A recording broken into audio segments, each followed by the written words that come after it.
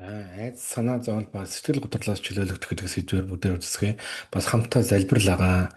Тэгээ энэ бол жирийн номлол биш. Энэ бол юм Бурхны үгийг сонсно бас мөн чөлөөлөлтийн хамт залбирлаагаа. Бүгдээрээ үзсгээд сэтгэл готрол ба санаа зовлон бүх зүйлс айцаас эхэлдэг. Тэгээ айц гэж юу юм бэ гэдвэл айц гэдэг бол яг болоогүй зүйл хэрвээ ингүүл яана гэдэг хүний сэтгэл зүрх үнний толгоон дотор болдог, тархин дотор болдог зүйл агамаа.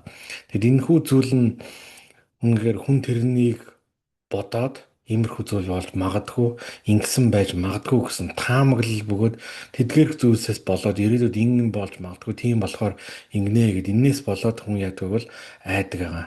Айсны дараа юу болдгоо бол хүн жирийн байх төвшнөөс одоо байх хэвээр амар тайван байх төвшнөөс гардаг амар тайван бодлыг орхидог байгаа. Тэгээд дараах ийм айцын төрлүүд байна. Тэгээд хамгийн ихний айц болохоор юм тодорхойгүй нөхцөл байдлаас айх гэж байна. Хүмүүс ерөөдөө ихэнх тохиолдол голцоо хүн юм ингээд тодорхой байж ах дуртай. Тэг ямар нэгэн байдлаар тодорхойгүй яг юу болох нь мэдэгдэхгүй те үр дүн байхгүй одоо ингээд ямар нэгэн тийм ойлгомжгүй байх тохиолдол хэрвээ тэр нөхцөл байдалд яг бурхан дотор итгэхгүй байх юм бол харин өөрөөрөө махан биеэр байх юм бол удаан бодох юм бол яадаг вэ? Тэр нөхцөл байдал хүн айж эхэлдэг байгаа. Энэ бол эхний айдас нь. Хоёр дахь зүйл нь болохоор ирээдүйд болж магадгүй зүйлсээс хүн айх айдас байна. Энэ бол ерөөд 93-аас 98% нь бидэнд тохиолддог одоо айдсын төрлүүдийн ихэнх зүйлсүүд нь болохоор ингээд баг ирээдүйд болж магадгүй зүйлсээс айх айдас байдаг. Тэг ингээд баг ихэнхдээ ингээд ирээдүйд болох зүйлсээс юм ингээд айсан айдасны тэг баг 93% нь болдоггүй байгаа. Энэ дэлхий дээр болдоггүй зүйл байгаа. Хэрвээ яаж нэг бол бид хий хоосон зүйлийг ирээдүйд болно гэж бодоод тэг түүнээс айгаад явдаг байна. За дараачийн хэсэг нь болохоор санхүүгийн хямралаас ба дутагдлаас айх гэнэ. Хүн санхүүгийн хямрал буюу альва нэгэн байдлаар санхүүгийн нөхцөл байдал дээр яг тогтмол урсгал зардал орж ирэхгүй, урсгал зардал биш, урсгал ийм орлого орж ирэхгүй байх тохиолдол зардлууд нэм тодорхой нэмэгдээд байгаад ирээдүйд тодорхойгүй байх нэм дутагдсанаас болоод хүн айж эхэлдэг. Яна энэ болохгүй л яна. Эхлээд хүн өөрөөрөө бодож энийг шийтгэж оролцсон бол энэ үнэхээр болохгүй байх тохиолдолд яадаг бол айдас гэдэг зүйлийг хүн зөвшөөрөх юм бол тэр нь орж идэг байгаа. Тэгэхээр санхүүгийн талбар дээр айдас болдог байгаа. Тэгээд гэр бүлийн илүүдийн хооронд хамгийн одоо түгээн бол хамгийн өндөр гардаг 61-ээс 69% нь гэр бүлийн хүмүүсийн хоорондох асуудал юунаас үүсдэг вэ гэвэл санхүүгийн гэс болдог байгаа. Энэ бол санхүү гэдэг бол маш том тийм чухал хэсэг байгаа. Тэгээд санхүүгийн юм дутагдлаас хямбарлаас болоод ямар нэгэн байдлаар эхнэр нөхрийн хооронд зөрчилдөө юм аливаа зүйлс гарах магадaltaй байдаг юм аа. Тийм болохоор санхүүгийн талбар дээр хөө энэ айцаас бид айцыг оруулж ирэх асгүй юм аа.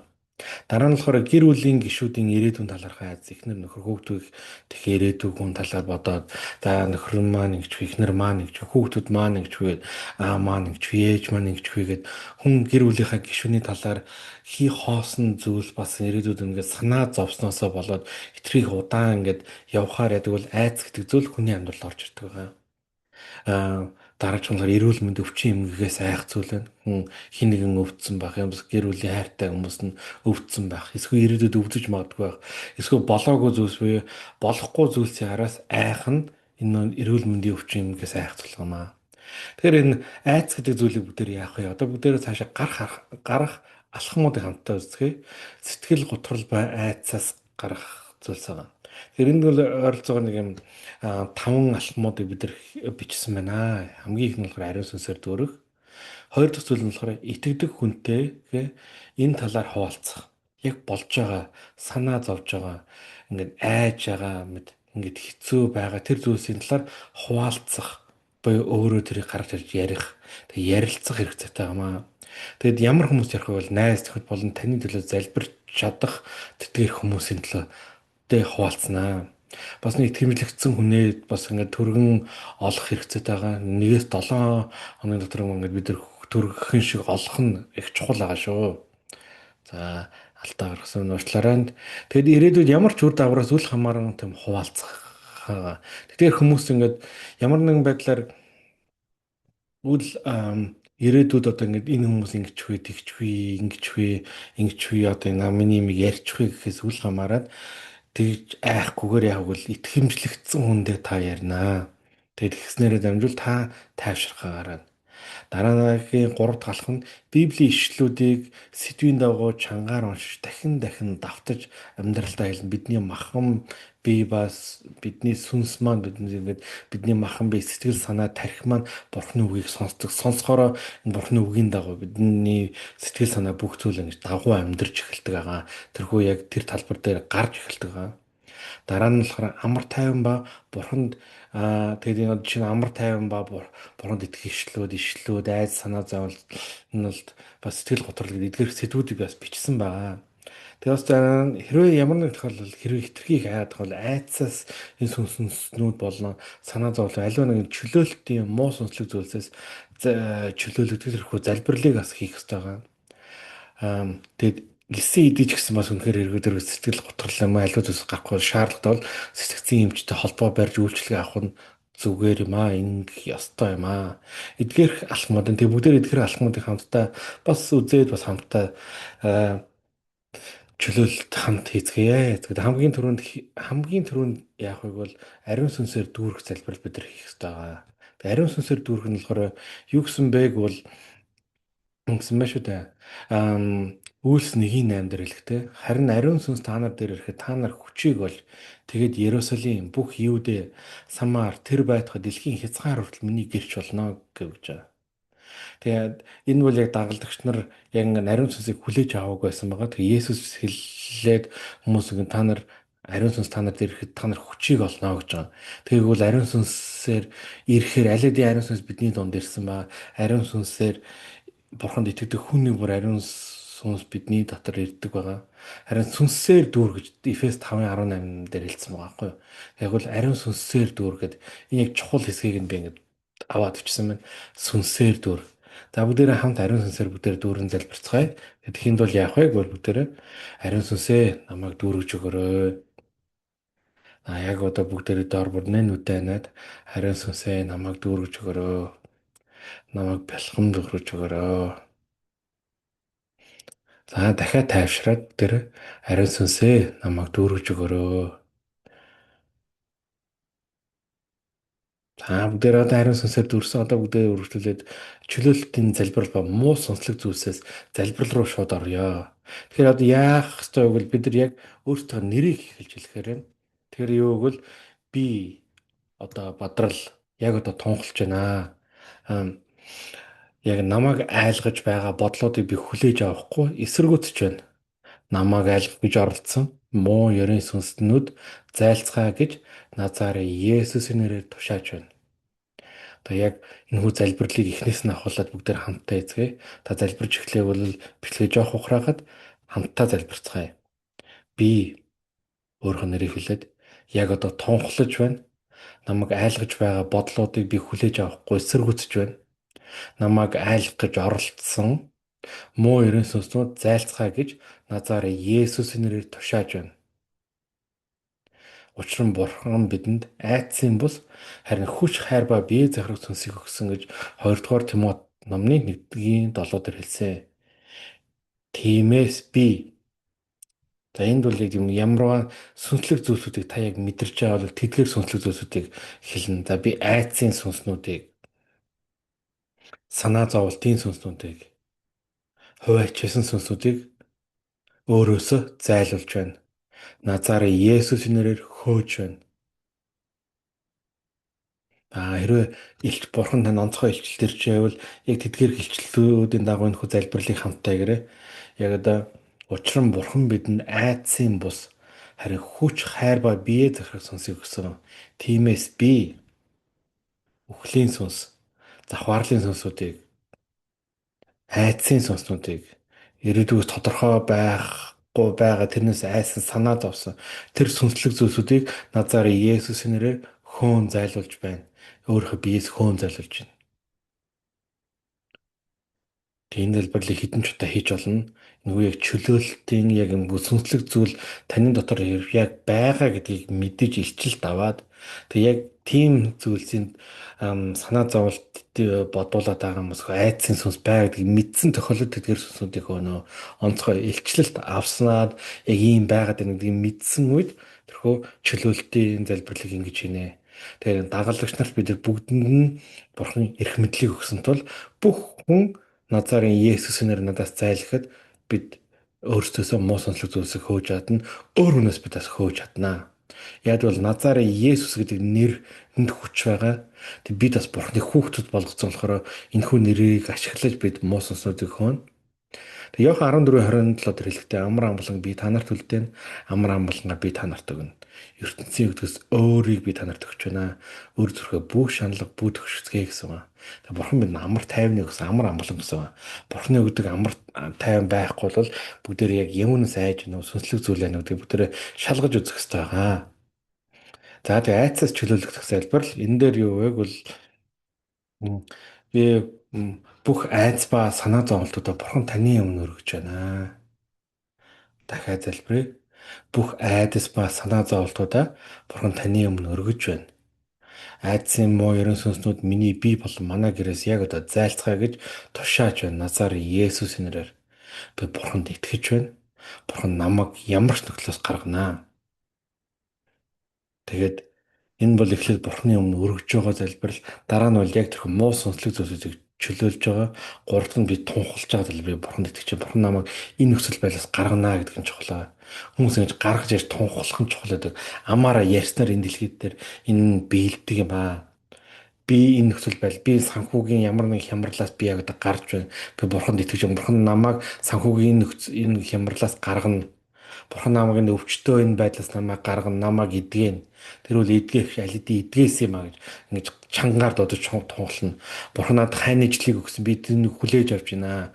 Би Бурханаас өгж байгаа хань ижлийг хүлээж авч байна. Би Бурханаас яг одоо үр хүүхдийг хүлээж авч байна. Тэгээ энэ байга нөхцөл байдал яг аль талбарт нь чөлөөлөл, аль талбарт нь цөмлөлт хэрэгцээтэй байна. Тэр талбар дээр бүгдээрээ тунхлаж залбирах болно. Ингэ тунхлах нь чухал байгаа шүү. За одоо бүгдээрээ оюун санаа, бодол, санааны одоо энэ чөлөөлөх залбирлаа. Одоо юу гэвэл 2 дугаар Коринт 15 дээр хэлэхтэй. Бид цэцэрхэл болон Бурхны мэдлэгийн эсрэг босгож альва өндөрлөг зүйлийг устгаж ямар ч бодол санаа Христийн дуулууртай байдал олцтолдог гэж байна. Тэрвэл оюун санаа чи ингээд нэг бүх бодлуудыг Христийн дуулуурт олцлуулж байна гэж би залбирч байна. Тэгэхээр яг үгдвэл энэ 2 дугаар Коринт 15:10-ын дагуу хэлэхдээ оюун санаа ма бодол маань хаа сайгүй тэнээд явж идэг. Харин юу гэвэл ингээд бид нар ингээд Бурхны мэдлэгийн эсрэг бас эсвэл цэцэн юм уу мэрэгэн ухаанаараа дамжуулаад Бурхны мэдлэгийн эсрэг аливаа босгогч аливаа өндөрлөг зүйлийг устгах шийдэлгээр тэрхүү хүн high place буюу тэр цэцэргэл тэр өндөрт гарцсан байгаа оюун бодлын тэр хүлээс байгаа байхгүй юу? Тэр зүйлийг устгаж тэг ямар ч гэдэг нь болохоор бүх бодол санааг Христийн дуулууртай байдал олзлуулдаг гэсэн байна. Тэр үгэл би бүх оюун бодол санаагаа Христийн дуулууртай байдлыг олзлуулж Бурханд өргөж байна. Тэгэхээр энэ доотлын залбирлыг дахиад залбираарай. Би яг одоо өөрийн оюун санааны бодлуудыг Христийн дуулуурт олзлуулж байна. Надад одоо Христийн оюун ухаан бий. Дахиад залбирая. Би яг одоо өөрийн оюун санааны бодлуудыг Христийн дуулуурт олзлуулж байна. Надад одоо Христийн оюун ухаан бий. Энэ юу гэвэл би миний ингэдэг энэ оюун бодол хаасаа гэж тэнхийг би зөвшөөрөхгүй. Харин би Бурхны үгийн дагуу би Христийн дуулууртай байдал олсож би Бурхны бодож байгаа, Есүсийн бодож байгаа бодолд би тийг бодох Бурхны энэ дэлхий дээр бодож байгаа бодлыг би бодоход би хамт санаа нэгдэж байна гэсэн тэрхүү хамтны зөвшөөрөлцөл байгаа.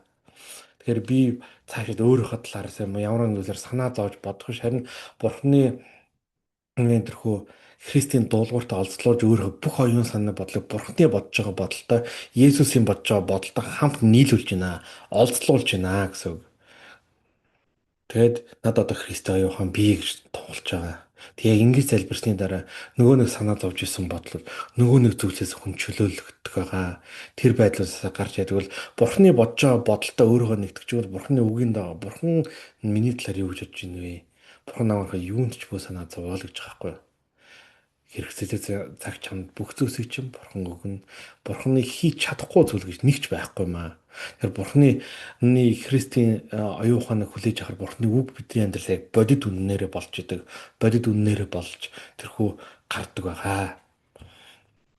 За энэ сүнслэг хүлээснээс чөлөөлөгдөх залбирал байна.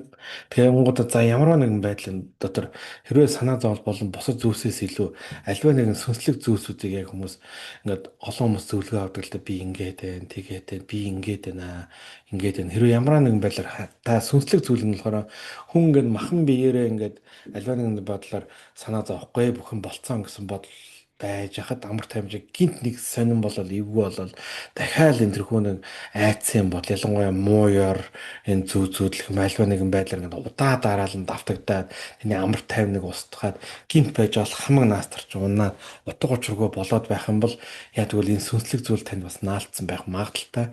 Гэтэ өөртөө их шалгаараа залбирдаг хүмүүстэй шалгаараа бүх зүйл муу сонснууд биш.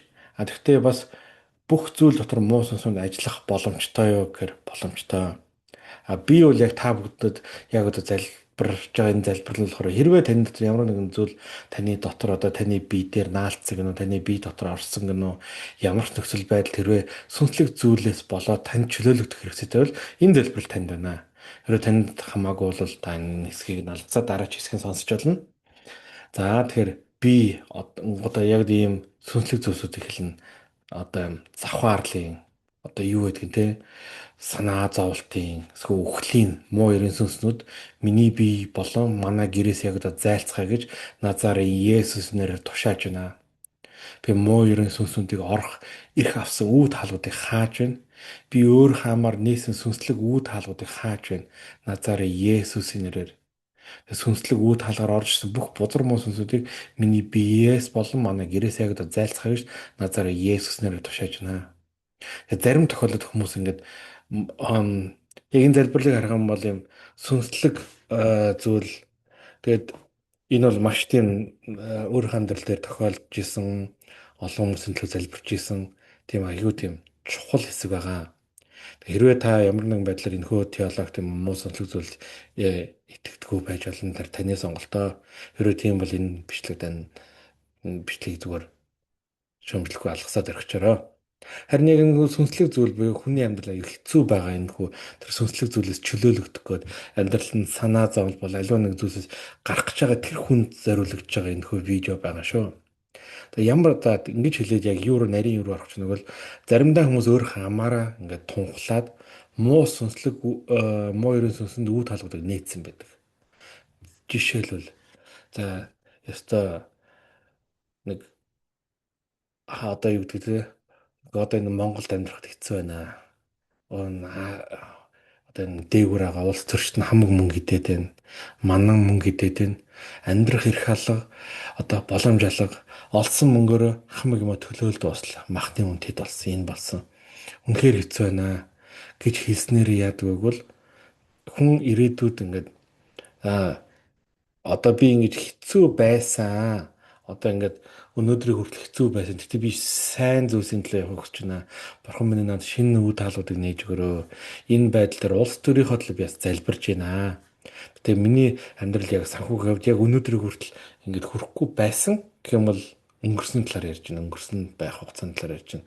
Болж исэн зүйл. Харин яг одоо ирээдүйд ингэ байгаа л байна гэдвэл энийг л хүлээн зөвшөөрж байгаа. Ингээл санхүүгийн хямрал байгаа л байгаад байна. Тэгэхээр энэхүү бас сүнслэг талбар дээрээ аливаа тэр ядуурлын сүнс юм уу аливаа сэтгэл гутралын сүнснүүдийг юм уу сэтгэл гутралын сүнснүүдийг орох буюу тэр дайрах эрхийг нь хүмүүс өөр хамаараас нээсэн байдаг байгаа.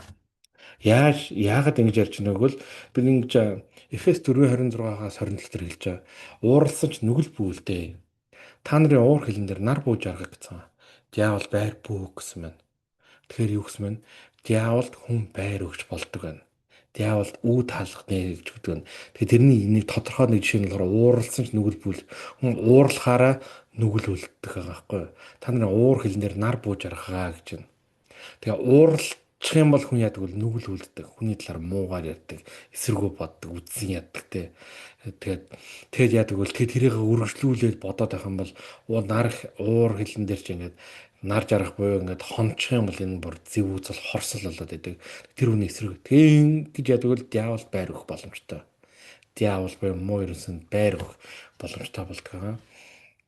Тэгээ хил амны хүч үүд хаалга хориг ба амаа захирах гэдэг хэсэг байгаа. Тэгээ би түрүүний залбирал руу орно. Гэтэ энэ тооллого 30 дугаар бүлгийн 2-оос 7 дээр бүгд хамтдаа яг уншицгаая. Хэрв эр хүн эзэн дандгаалan өөрийгөө үүрэг хариуцлагад хүлэхээр тангарвалсан бол тэр өөрийн үгийг зөрчих ёсгүй. Тэрээр амнаасаа гарсан бүхний дагуу үлдэх ёстой. Бас хэрвээ эмэгтэй хүн эзэн дандгаалan залуу наснда эцгийнхээ гэрт өөрийгөө үүрэг хариуцлагад хүлээд түүний эцэг андгааг нь болон өөрийгөө хүлсэн үүрэг хариуцлагыг сонсоод түүнд юу ч хэлэхгүй бол охины бүх хандгаа тангараг нь хүчинтэй бөгөөд өөрийгөө хүлсэн түүний үүрэг хариуцлага нь бүрэн биелэх ёстой. Гэвч хэрэг эцэг нь үүнийг сонссон өдрөө түүнийг хориглох аваас түүний амлалт болон өөрийгөө хүлсэн түүний үүрэг хариуцлагын аль нь ч тогтох ёсгүй. Эцэг нь түүнийг хориглосон тул эзэн тэр эмэгтэйг уучлах болно. За юу гэж вэ? Ингээд эмэгтэй хүн ингээд одоо 3 дугаар эшлэлээр харах юм бол эмэгтэй хүн эзэн дандгаалan залуу наснда ингээд аавтайгаа амьдарч байхдаа өөрөө үүрэг хариуцлах хүлээд би өөр хамаараа тунхлаад би ингэнэ тэгнэ гэрлэхгүй гэсэн байгөөд тийм андгаа тангараг гаргасан байх юм бол тэрхүү ингээд сонсоод аав нь юу ч хэлэхгүй бол тэр бүх андгаа тангараг нь хүчнтэй бөгөөд хүлсэн үүрэг нь түүний хариуцлах бүрэн биелэх ёстой гэсэн байхгүй юу? Тэр хүн яаж нь өөрийнхөө амаараа хүлээд андгаа тангараг өгөх юм бол тэр нь яг газар дээр биелдэг байгаа. Гэхдээ харин 5 дугаар эшлэлээр харах юм бол гэвч хэрэв эцэг нь үүнийг сонссон өдрөө түүнийг хориглох хаваас түүний амлалт болон өөрийгөө хүлсэн түүний үүрэг хариуцлагын аль нь ч тогтох ёсгүй гэж. Эцэг нь түүнийг хоригсон тул эзэн тэр юмтэйг уучлах болно. Аав нь сонсонгуудаа чи болохгүй санаандгүй юм хэлж байна. Ингэж болохгүй чи хүнтэй суух болно.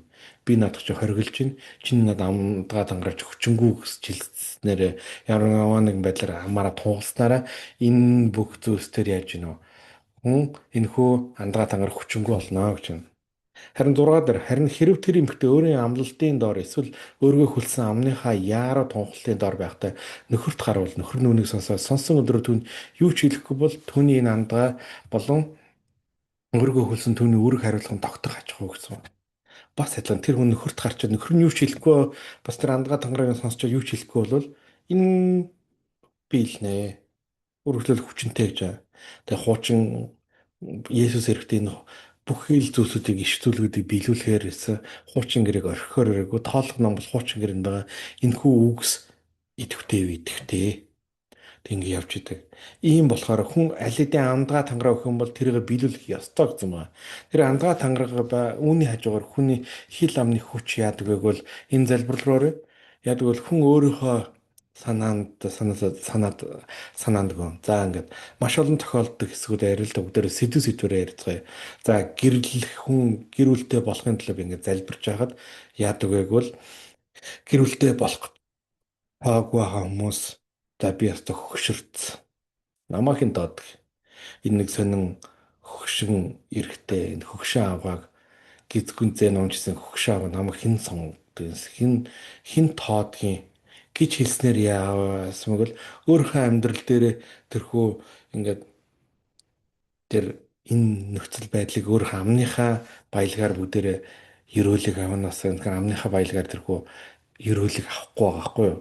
Амаар тэр хараацсан мэт одоо хүчтэй хэлбэл хараацсан босдоор бол одоо ерөөгөөгүй байна. Тэгээ бас энэ үеэр бас яадгүй бол яг энэ сүнслэг зүйлсийг ярьж байна. Тэгээ түнгууд дараа нь өөрийгөө ингээд яг ингээд олон дахин эхлээд байгаа. Тэгээд энэ дунд өөрийг чинь голддог тэрхүү гутаанд оромжилдог сүнснүүд хэрэг хүний амьдралд орж ирсэн байх юм бол тэр сүнснийг чөлөөлнө.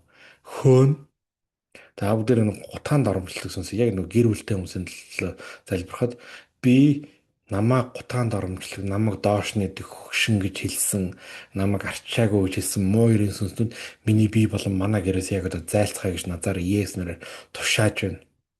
Бурхан таны онцгой байдлаар илчлэлтэр эндэн дараад ингэж хөлөөл ингэх юм бол тэр газрын дараа надаас зайл гэдэг байна. Энэ залбирлыг хит хийж болох вэ? Тэр сүнсийг гаргаж олно. Заримдаа муу сүнслэг зүйлсүүд нэгээр ээж болно, олноор ээж болно. Та цэвэрлэгдэж лайвал бүгдийг л хөөх хэрэгтэй.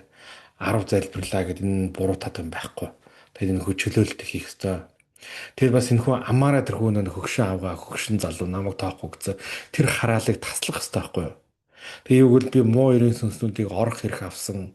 Тэрхүү намаа хөгшин бас хүнтэй суугасаад болж байгаа. Тэр үүд хаалгуудыг хааж байна. Би өөрөө амар нээсэн сүнслэг үүд хаалгуудыг бас хааж байна. Назараа Есүс нэрээр тэрхүү намаа хүнтэй суугасаад болж байгаа. Сүнслэг үүд хаалгаар орж ирсэн бүх бузар муу сүнснүүдийг миний биеэс болон манай гэрээс яг одоо зайлцгаа гэж Назараа Есүс нэрээр тушааж байна. Зайлцгаа гэж тушааж байна. Энэ бол зөвхөн гэр бүл болоог байгаа хүмүүс аа. Бас яг өдөр хамгийн түгээмэл зүйл бас санхүүгийн амьдрал яриа л да. Тэгээ ингээд санхүүнд болохгүй байгаа хүмүүс болохоор ядуурлын зүнс юм уу аливаа нэг зүйлсээр тэр сэтгэл готрлын ингээд сэтгэл ханамжгүй байдлаар юм уу аливаа нэг юм тэр хүнд наалтсан байлаа гэж бодоход би яг одоо сэтгэл готрлын тэрхүү дургуутслаа дургуун хөрж байгаа тэрхүү дургуун хүргэдэг, миний санхуг хараадаг, миний амаар мууг хараахыг оролддог тэр бузар муу ерөн сүнснүүд миний бие болон манай гэрээс яг одоо зайлцгаа гэж назараа Есүс нараар тушааж байна. Би яг одоо санхүү дээрээ муу ерөн сүнснүүдийг орох хэрэг авсан үе талуудыг хааж байна. Би өөрөө амаараа нээсэн санхүүдээр маань муугар нөлөөлж байгаа сүнслэг үе таалгуудыг хааж байна назараа Есүс нэрээр сүнслэг үе таалгаар орж ирсэн бүх бузар муу сүнснүүдийг миний биес болон манай гэрээс яг одоо зайлцгаа гэж назараа Есүс нэрээр тушааж байна гэд чөлөөлт ихэд байгаа. Тэгэхээр сэтвэрээ бүгдээр нөхөө ингээд өргөжлөлөө залбирдаг байгаа. За тэгээд яавал бид нэргүй тэгээд байрахгүй тэгээд хил амны тунхал гэдэг бол асар хүчтэй байдаг. Тэгээд одоо энэ Матай 12-ын 36-аас 37 дээр хэлж байгаа. Би та нарт хэлье. Бодлогогүй хэлсэн үг бүрийнхээ төлөө хүмүүс шүүлтийн өдөр тайлхнах болно. Учир нь чи зөв үгсээрээ зөвтгөдөн мөн чи үгсээрээ ялагдана гэвч чинь. Тэгээ буруу хэлсэн үгээрээ бол бид нар Бурхны өмнө тайлхнах нь шүү дээ. Би өөрийнхөө үгээр зөвтгөдөн өөрийнхөө үгээр яллагдана гэж аахгүй юу? Сургаалт төгс 12-ын 14, 13-ын 2 дээр ингэж хэлсэн байна. 12-ын 14 дээр хилцэн үгсийнхээ үр жимсний улмаас хүн сайн сагнаар цадна. Хүний гараас гарах үйлс бусч өөртөн ирнэ гэж байна. Өөрийнхөө амнаас гарах үр жимснээс хүн сайн сайхныг амсдаг. Харин итгэл эвдэгчийн хүсэл нь хүчрхийлэл билээ гэж. Хоёр ишлэлээр харахад ингээд үгсийнхээ үр жимсний улмаас хүн сайн сайхнаар цаднаа. Сайн сайхныг амсдаг гэсэн. Тэгээ яг өөрийнхөө амаараа би Бурханаас үлгээж байгаа үр хөвгтийг авна. Бурханаас илгээж байгаа Бурханы надад өгсөн зүйлсүүд болно. Бурханы надад өгсөн үйлчлэл болно. Тэдгээр зүйлсүүдийг авнаа. Би Бурханд үйлчлэнэ. Би Бурханы хаанчлалын төлөө явнаа гэж тунхлах нь чухал байна. Харин тэгж хүн өөрийнхөө амьдралыг арчаагүй амтан арчаагүй амт ингэсэн гэдэг бол энэ та өөрийнхөө амьдралыг өрөөхгүй байна. Тэгэж энэ бол өөрийнхөө эсрэг хэлж хараалын мэт үгс. Энэ зүйлсүүдийг бид нар яг ашиглаж болохгүй маа. Энэ зүйлсүүдийг бид нар зогсоох хэрэгтэй маа. Тэг бид нэг хэлэхгүй байх хэрэгтэй байгаа. Тэгэхээр яг өөрийнхөө хамаараа би тэрхүү муу өөрийнхөө одоо санхүүгийн тэр амьдралын эсрэг хараасан хараалуудыг назарын эсрэг товш хэрэгсэхгүй болгож байна, цэвэрлж байна. Бас орж ирсэн дор бузар сүнсүүдийг хааж байна. Сүнслэг үдаалгуудыг хааж байна гэж чөлөөлт ихэд байгаа. За тэгэд ам хилээ захирах гэж байна. Сургаалт өгсөн 18-20-оос 21 дээр амныхаа үр жимсээр хүмүүний хотод өрөх бөгөөд тэрээр уруулаасаа гаргах бүтээгдэхүүнээр цаднаа. Ам ба өхөл нь хэл ярианы хүчинд байдаг. Түүн дуртай хүн эдгээрийн үр жимсийг хүртгээ гэж байна. Тэгээ бид ингээд 3 дахь хэсэг дээр амныхаа үр жимсээр хүний ходоод нь дүүрнэ гэж штэ. Тэгээ амнаасаа гарсан зүйлээр цадна гэж. Тэгээд ингээд хүн амаараа ам ба өхөл хоёр ярианы хүчинд байдаг. Амьдрахаар бол энэ ярианы чинь нөлөөнд байна. Үхэхээр бол хүний амны гарсан үгээр дамжуул тэр үхэл гэдэг зүйл рүү одоо тэр үхлийг хүн тунгалж болдог байна. Тэгээ бид нар яах вэ? 100 дуулал 141-ийн 3 дээр хэлсний дагуу залбирна. Өө эзэн амн минь манааш тавиач ээ. Уруулын минь хаалгыг сахиач ээ гэж Бурханаас залбирснараа бид амн дээрээ манааш тавьж муу тэдгэр үгсийг хэлэхээс хөрстөгөө чөлөөлөх юм аа. За тэгээ бүгд энэ хөө дараачийн библийн ишл тунгалах ба сэдвүүдийн дагуу тунгалах энэ хэсгүүд рүү орцгоё. Тэгээ энэ үеийг бол хэрвээ яг юм сэтгэл готрол санаа зовсон хэсгүүд байх юм бол эдгээр энэ бол зөвхөн цөөн хэд ишлүүд байгаа. Тэгээ амар тайван ишлүүдийг тунхлана. Таны оюун бодол яг ингээд юм ингээд тайван биш болохгүй байх бол яг бол би ингээд Филиппо 4:7 дээр бүх оюун ухаанаас дээгүүрх Бурхны амар тайван Христ Есүс дотор та нарын зүрх сэтгэл санаа бодлыг хамгаалнаа. Ингээд бүгд дагаад чангаар тунхлаарай. Иохан 14:27 дээр амар амгалан би та нарт үлдээн. Би өөрийн амар амгалангаа та нарт өгнө. ертөнцийн өгдгөөс өөр юмыг би та нарт өгч байна.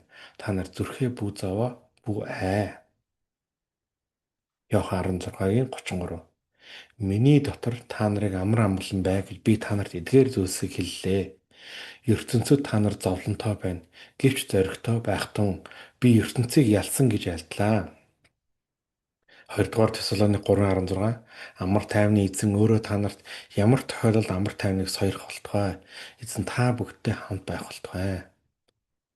Тэгэхээр Бурхны өгсөн эдгээр бичлэлүүдийн дагуу Бурхан альдаа амар амгалангаа өгсөн байна. Тэгэхээр Бурхны би амар амгаланг хүлээж авч байна. Би Бурхны амар амгалан дотор орж байна.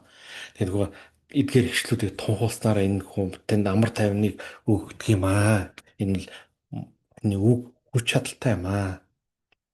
Дараа айдсын эсрэг. Тэгээ 2-р Тимот 1:7 дээр учир нь Бурхан бидэнд айдсын сүнсийг бус харин хүч хайр ба биеэ захирах сүнсийг өгсөн гэж байна. Тэгээ Йошуа 1:9 би чам тушаагаагүй гэж тууштай бөгөөд зоригтой бай. Хаана явсан газар чинь чиний бурхан эзэн чамтай хамт байх учраас бүү чичиртэй айхтун. Дуулал 56-ын 3-4. Айх үедээ би танд итгэлээ өгнө. Бурханы дотор би түүний үгийг магтана. Бурханд би итгэлээ өгсөн. Би айхгүй хүн надад юу хийж чадах вэ? 1-р Самуэль 36 дээр түүнээс гадна ардууд бүгд өөрсдийн хөвгүүд огтынхаа төлөө сэтгэлдээ гашуудж байсан бол Давид руу чулуу шидэж алхахаас ярилцаж байлаа. Байсан учраас Давид ихэд зов. Давид өөрийн бурхан эзнэр өөрийгөө зоригжуулваа гэж. Тэгээ хүн яг айцтай нүүр тулхам айцтай гэж харахад яг 2-р Тимотер айцын сүнсийг гэсэн байгаад бурхан бидэнд айцын сүнс буй дээр муу сонслог зүйл өгөөгүй юм аа. Харин хүч хайр ба бие зохирох сүнсийг өгсөн чинь. Тэгэхээр айцын сүнсийг чи зайлуулж чинь айц байх ёсгүй гэж бид эсэргүүцгэн. Тэгэд юу гэж бурхан эзэн надад хаанч байх болохоор би айхгүй гэж байна. Тэгээ бурханы дотор магтана би айх үедээ бурхан танд итгэлээ өгнө гэж байна. Тэгээ дөрөв дэх хэсэг нь болохоор ингээд маш хүнд хэцүү үед Давид хаан яасан бол өөрийн бурхан эзнэр өөрийгөө зоригжуулж ирсэн ба. Энэ үйл яасан бол ингээд цэргүүдтэйг явж хагаад нэг бүх ихнэр хүүхдүүд бүх эдлэн одоо бүр өөрсдийн бүх юмыг дайсанд алдсан байх үед нэр тэрхүү өөрийнх нь цэргүүд нь түүний эсрэг босч түүнийг алахыг оролдож байх үеийн залбирлага байхгүй юу. Тэгэхээр яг тэр үед Давид яасан бол өөрийгөө эзнэр зоригжуулж исэн байгаа. Тэгэхээр бид өөрсдөө эзнэр би өөрийгөө эзнэр зоригжуулж байна. Би айдас давтахгүй гэж зоригжуулах нь чухал байгаа. За эдгээр хишлүүдийг бүгдээр ингээм хамтдаа ингээд үзээд өнөөдрийн залбирлыг ингээд өнгөрөөцгөөе. Тэгээд энэ хөө танд хэрэгцээтэй гэж бодвол энэ хөө бичлэгээ бас дахин дахин үзээ та өөрийнхөө амьдралдаа чөлөөлтийг хамт хийгээрэй.